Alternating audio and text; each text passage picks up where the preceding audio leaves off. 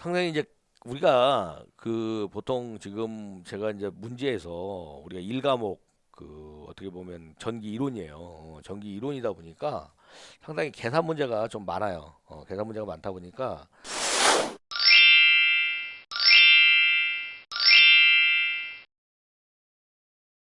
여러분들이 조금 어떻게 보면 당황할 수 있어요. 그죠? 당황할 수도 있고 여러분들 어떻게 보면 좀 힘들 수도 있어요. 힘들 수 있는데 계산 문제를 너무 이게 어렵게 생각하지 마시고요. 차근차근 어떤 공식을 가지고 이렇게 푸시면 될 것 같습니다. 우리가 이제 델타 결선하고 Y 결선을 얘기하는 거예요. 얘가 우리가 어떤 세 개가 같다고 이렇게 나올 때 제가 팁을 알려드릴게요. 우리가 그 어떻게 보면 이제 델타 결선이에요. 이게 이제 Y로 가요. Y로 가는데 우리가 뚱뚱한 사람이 홀쭉해진 거예요. 그죠? 그러면 요거는 3분의 1이에요. 3분의 1. 근데 마른 사람이 다시 뚱뚱해진다. 요거는 3배예요. 이렇게 생각하세요. 이렇게 생각하시면 돼요. 예, 그러면 평행일 때는 요 식을 생각하면 돼요. 그래서 여기서 지금 세변의 RA, RB, RC가 Y결선 회로가 있다. 이거예요, 이거. Y결선 회로가 있다. 근데 15예요, 15. 근데 이게 이거로 바뀌었어. 그러면 여기다 3배를 곱하면 됩니다. 그러면 우리가 답은 금방 나오죠. 금방 나오죠. 요 식만 생각하세요. 그죠? 하여간 뚱뚱해서 Y로 갈 때는 3분의 1이 되는 거고 Y가 뚱뚱해지면 3배가 된다. 그러면 답은 뭐 쉽게 나옵니다. 그래서 45 이렇게 이해하시면 됩니다. 이렇게 생각하시면 돼요. 편하게. 10번. 우리가 이제 전기를 얘기할 때 이제 피상전력, 유효전력, 무효전력 뭐 이런 얘기를 해요. 우리가 보통 그 어떤 전기를 얘기할 때 우리가 이렇게 이해하시면 돼요. 이해.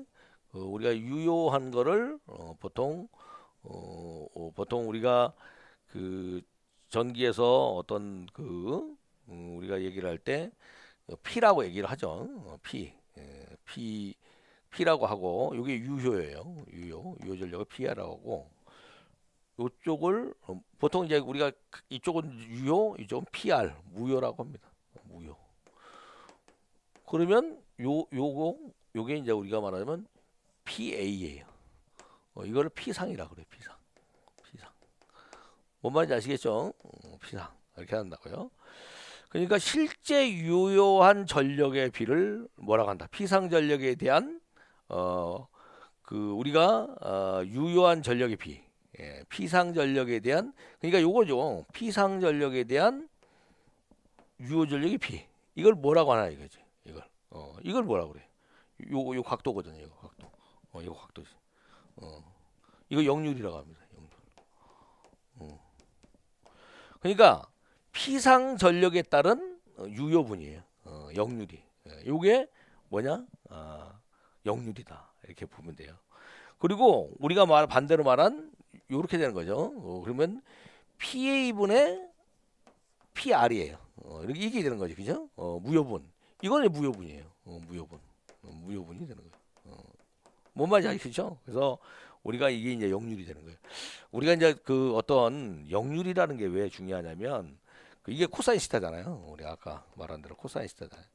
우리 전기실에 가면 이제 코사인 스타를 구합니다. 우리가 유효분이에요, 유효분. 그래서 우리가 전기를 쓸 때 유효하게 쓰는 분이 유효분이에요. 그래서 우리가 이런 무효분을 잡기 위해서 콘덴사를 쓰는 거예요. 콘덴사를 쓰는 건데 우리가 전기실 가면 저 유효 전력이 상당히 중요해요. 그 유효 역률을 90% 이상 해야 돼요. 왜냐하면 한전이 기준이 90%예요. 그래서 90% 이상 역률을 해야지만 전기요금을 깎아줍니다. 그래서 무효분을 줄여야 돼요. 무효분을. 그래서 우리가 상당히 그 실무에 가면 이 역률이라는 게 상당히 중요합니다. 역률이라는 게. 그래서 이런 거 좀 아셔야 됩니다. 그래서 그걸 역률이라고 한다. 이렇게 보시면 될 것 같아요. 피상전력분의 우리가 유효분 이거를 보통 역률 코사인 세타라고 한다. 이렇게 보시면 될 것 같아요.